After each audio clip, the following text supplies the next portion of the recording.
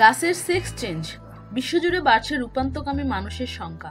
তাদের অভিমত, জন্মেছি যে লিঙ্গ নিয়ে তাতে খুশি নই, চাই বিপরীত হতে।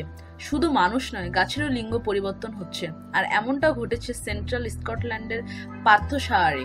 সেখানে ৫,০০০ বছরের পুরনো একটি গাছ গত কয়েক শতক ধরে বিজ্ঞানীদের কাছে পরিচিতি ছিল পুরুষ গাছ হিসেবে।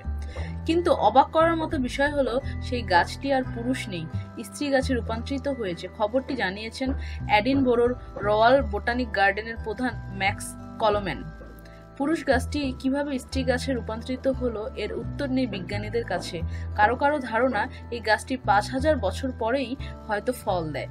যদিও উদ্ভিদ বিশেষজ্ঞরা এখনই বিষয়টি নিয়ে কোনো সিদ্ধান্তে আসতে চান না। তারা একটু সময় নিয়ে এই বিবর্তনের ব্যাখ্যা দিতে চান। নিত্য নতুন খবর পেতে আমাদের সঙ্গেই থাকুন এবং সাবস্ক্রাইব করুন।